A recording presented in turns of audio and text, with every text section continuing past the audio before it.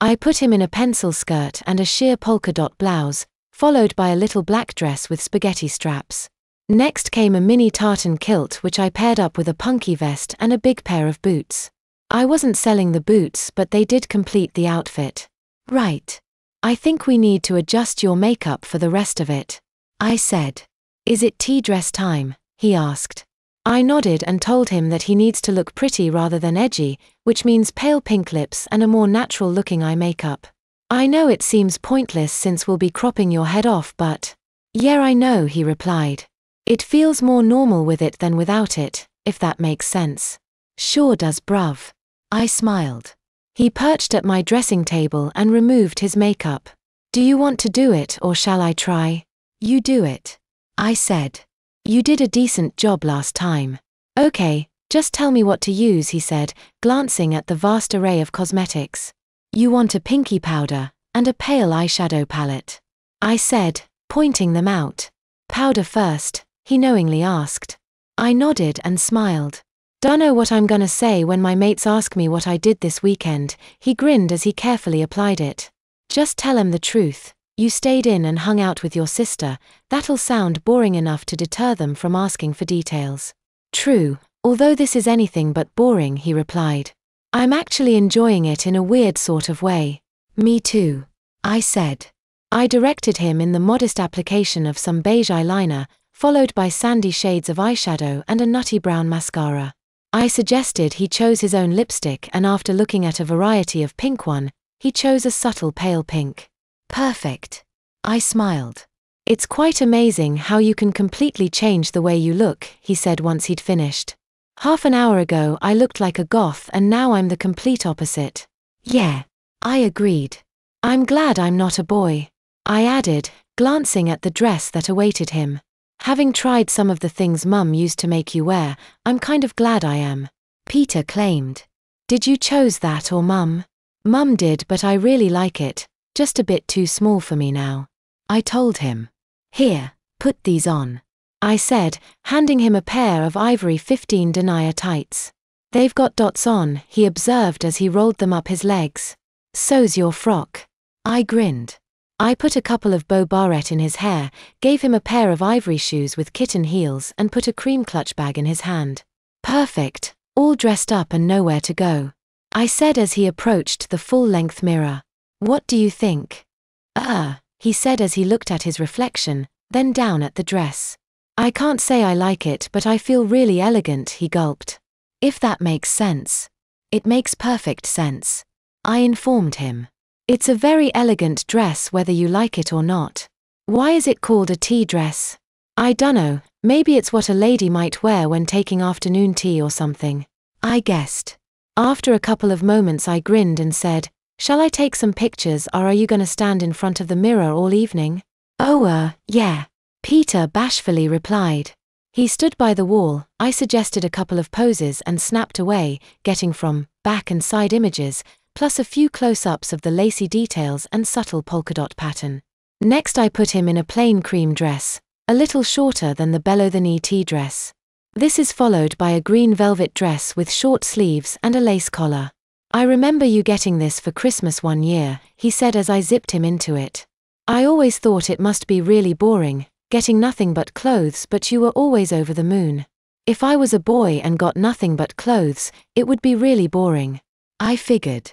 Nothing but jeans, trousers, shirts, and jumpers. Yeah, Peter sighed as I handed him the black Mary Janes to wear. At least we don't have to spend ages and ages trying to decide what to wear, he carkily stated. But then again, our clothes do all look pretty much the same. Exactly. I took a few pictures of him before choosing another outfit that would go with his thin cream tights. A short plaid skirt and a fitted white jumper. I swapped his barrette for a paid Alice band and once again, he looked at his reflection before I could take the photo. I guess this is what you'd call the preppy look. Yeah, kind of, I replied. You like? I asked. It'd look better with black tights, or at least thicker ones. That's exactly what I'd wear, either opaque black or knitted white tights, I said. You're quite good at this. It's not exactly rocket science, he smugly replied. I offered him some knitted white tights but he declined. I took the pictures and told him to change. How many more are there? 5. 3 frocks and 2 skirts. Phew, the end is finally in sight, he grinned. Then you have to go back to being a boring boy for the rest of your life, I said in a menacing yet jovial tone. Or until you next have another clear-out and you rope me into being your mannequin again. There is that. I smiled. I put him back into a pair of thin nude tights and gave him a rather drab shift dress to model and a pair of high-heeled court shoes. He sneered at his reflection. What's up? I asked. Is it the heels for the dress? The dress, it fits like a sack, he said, running his hands over its loose waist. Looks okay though. They're easy to wear when they're not too fitted. I replied. Careful in those heels, I said as he tottered to his position. I am being, he claimed, adding they don't feel too bad now I've worn them a few times. You wouldn't be saying that after spending all day in them. I knowingly replied. Are they that bad? Sometimes, you get used to them, I said. No choice really since some employers insist on women wearing heels. You'd think that wouldn't be allowed. I know, but it still happens apparently. I replied as I raised the camera and took a picture. One from the side, I instructed. And the back, I said. One more from the front for luck, I added. He grinned and I pressed the button. Perfect.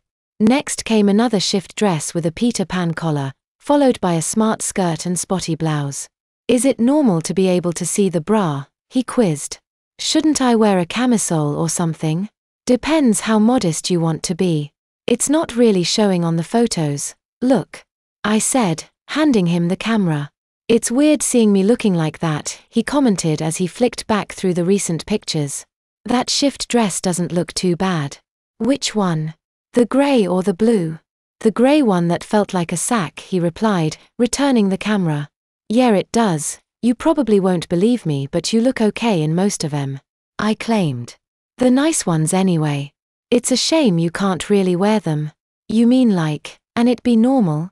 Yeah, like, girls can be tomboys if they feel like it and no one's bothered, but when a boy chooses to be a bit girly, everyone's like, oh my gosh. As if the world's coming to an end.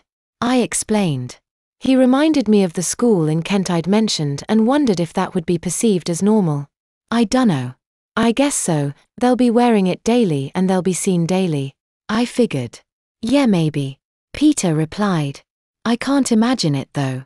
You don't have to imagine. You could wear one of my old school skirts when you're doing your homework after school and we'll see how long it takes for it to feel normal, I suggested. I might pass on that, he replied.